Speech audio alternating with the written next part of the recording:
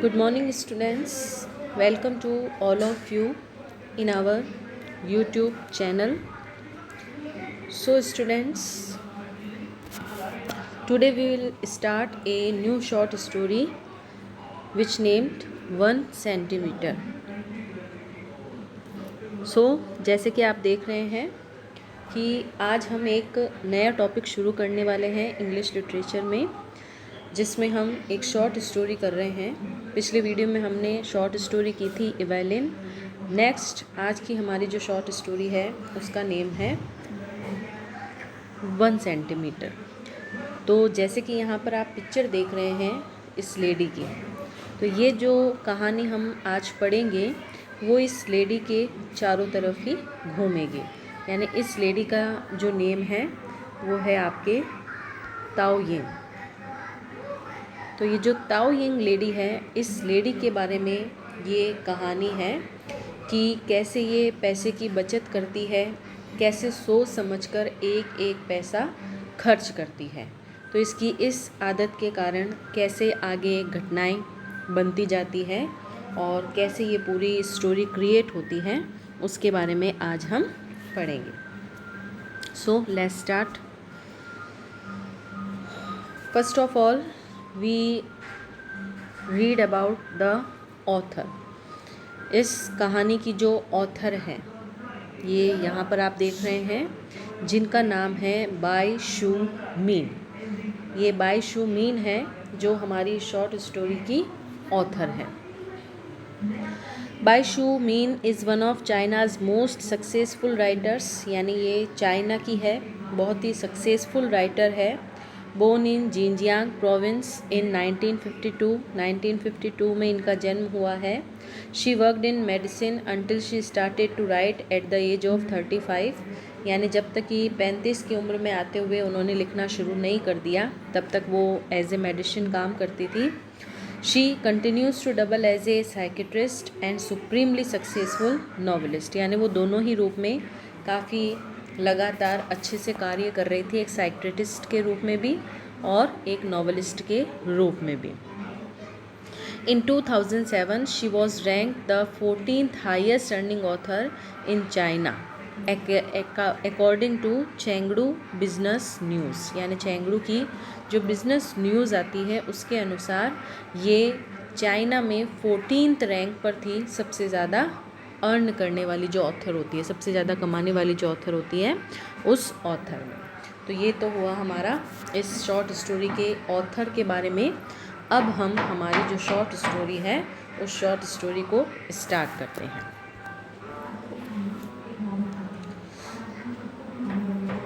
When Tao Ying rides on the bus Elon.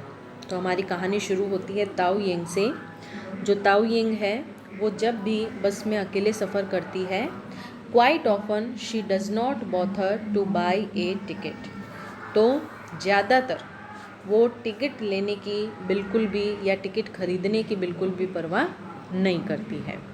Why should see, वो करे भी क्यों या उसे करना भी क्यों चाहिए, खरीदना भी क्यों चाहिए। विदाउट हर, उसके बिना भी the bus would still be stopping at every stop. जो बस है वो प्रत्येक स्टॉप पर रुकेगी। A driver and a conductor would still have to be employed. जो ड्राइवर है, उस बस का जो कंडक्टर है, वो फिर भी अपने काम में लगे रहेंगे। And the same amount of petrol used, और उतना ही पेट्रोल खर्च होगा। यानी ये थोड़ी कंजूस थी, सोच समझकर पैसा खर्च करती थी। तो इसकी ये भी सोच रहती थी कि जब भी वो अकेले सफ़र करे बस में, तो कोशिश यही करे कि वो किराया देने से बच जाए। Clearly Tao Ying has to be astute. निश्चित रूप से ताओ यिंग एस्ट्यूट थी, यानी उसे एस्ट्यूट बनना पड़ेगा, चालाक बनना पड़ेगा। एस्ट्यूट का अर्थ होता है चालाक। When the bus conductor look like the responsible type. तो वो चालाक बनने के लिए वो क्या करती, जैसे कि वो बस में बैठी और बस में बैठते ही उसने देख लिया कि जो कंडक्टर है वो थोड़ा रेस्पॉन्सिबल टाइप दिखाई दे रहा है, यानी एक जिम्मेदारी वाला इंसान दिखाई दे रहा है। She would buy a ticket as soon as she got on board. तो वो तुरंत जैसे ही बस में चढ़ेगी वैसे ही टिकट ले लेगी। But if he appear to be casual and careless, लेकिन अगर उसे वे थोड़ा भी ढीला ढाला लापरवाह दिखाई देता था, she would not dream of paying, तो वो सपने में भी टिकट खरीदने की नहीं सोचती।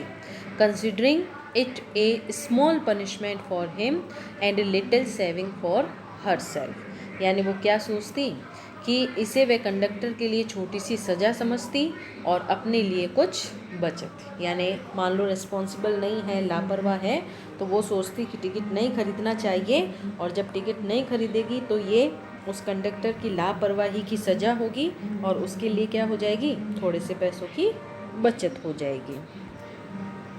तो इस टाइप की ताओ यिंग थी। Tao Ying works as a cook in the canteen of a factory, यानी ताओ यिंग एक फैक्ट्री की कैंटीन में कुक के रूप में कार्य करती है।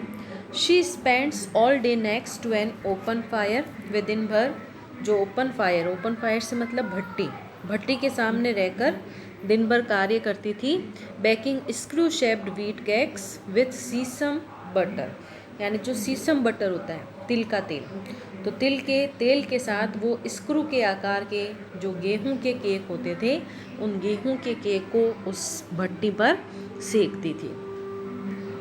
Today she is with her son Xiao Ye, आज वो अपने बेटे जियाओ ये के साथ है, यानी आज अकेली नहीं है, उसका बेटा उसके साथ है।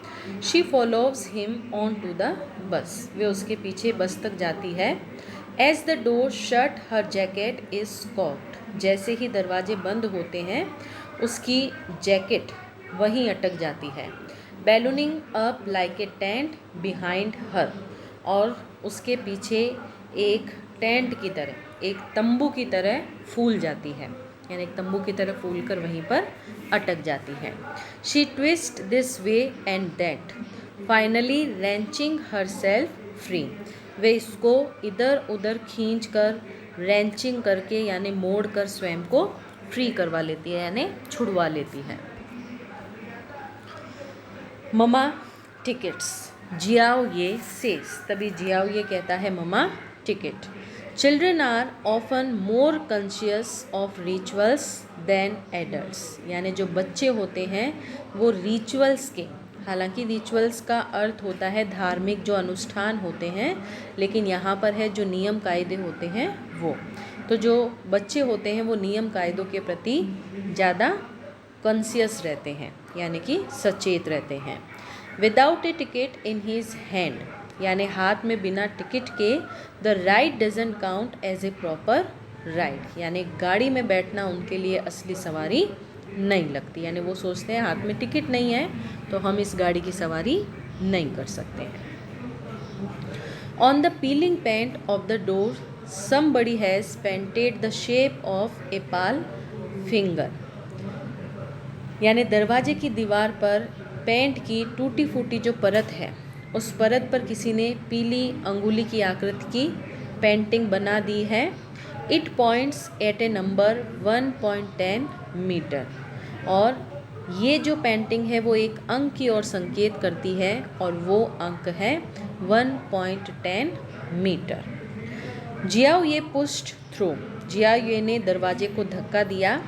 His hair looks as fluffy as a bundle of straw, उसके बाल स्ट्रो का जो बंडल होता है, भूसे का ढेर, सूखी घास जो होती है, तो उस भूसे के ढेर की तरह फूले हुए हैं। ड्राई एंड विदाउट लस्टर, जो एकदम सूखे हैं और बिना लस्टर के हैं। लस्टर क्या होती है? चमक, बिना चमक के हैं। एज ए रूल, नियम के हिसाब से, Tao Ying is very careful with her purse, Tao Ying अपने पर्स को लेकर बहुत सावधान थी। But she has never skimmed on her child's diet, यानी पर्स को लेकर सावधान थी, लेकिन अपने बच्चे के खाने पर उसने कोई स्किम्ड नहीं की थी, यानी कोई कमी नहीं की, कोई रोक टोक नहीं लगाई। Nonetheless, the goodness in his food refuses to advance beyond his hairline, लेकिन इसका अच्छा खान पान भी उसके बालों की दशा को नहीं सुधार सका, यानी उसकी जो हेयरलाइन थी यानी जो रूखे सूखे बाल थे, बिना चमक के जो बाल थे, उसमें कोई सुधार नहीं हुआ। एज ए रिज़ल्ट, जिसके परिणाम स्वरूप Jiao Ye is healthy and clever, Jiao Ye काफ़ी तंदुरुस्त था और काफ़ी चतुर भी था। But his hair is a mess, लेकिन उसके बाल थोड़े मैस थे, यानी अव्यवस्थित थे। Tao Ying tries to smooth it down, Tao Ying उनको स्मूथ डाउन करने की कोशिश करती है, नीचे दबाने की कोशिश करती है। As if she was brushing away top soil to get to a firm foundation, यानी वो उन्हें ऐसे दबाने की कोशिश करती है जैसे वह ऊपर की मिट्टी को हटाकर एक मजबूत नींव ढूंढ रही हो, उस प्रकार से वो उसके बालों को दबा रही है। She can feel the softness of her son's skull, वह अपने बच्चे की जो स्कूल है, जो खोपड़ी, उस खोपड़ी की कोमलता को महसूस कर सकती है। रबरी एंड इलास्टिंग टू द टच, जो छूने में रबड़ और एकदम लचीली है। Apparently there is a gap on the top of everyone's hand, यानी प्रत्येक व्यक्ति की जो खोपड़ी होती है, जहाँ दोनों अर्धभाग मिलते हैं, यानी वहाँ पर एक गैप रहता है। Where the two halves meet, जहाँ दो हाफ्स मिलते हैं, यानी अर्धभाग आपस में मिलते हैं, उनमें हमेशा थोड़ा अंतर रहता है। ये सबके ही सिर में होता है। If they don't meet properly, यदि ये दोनों ठीक प्रकार से नहीं मिलते हैं, a person can end up with a permanently gaping mouth, तो ऐसा कहा जाता है। तो जहाँ जिस व्यक्ति के ये अर्धभाग ठीक प्रकार से नहीं मिलते हैं, तो व्यक्ति का स्थायी रूप से जो मुंह है वो काफ़ी खुला रह सकता है। Even when the hemispheres are a perfect match, यदि ये हेमिस्फेयर्स गोलार्ध, यदि ये गोलार्ध अच्छी तरह से मिल भी जाते हैं,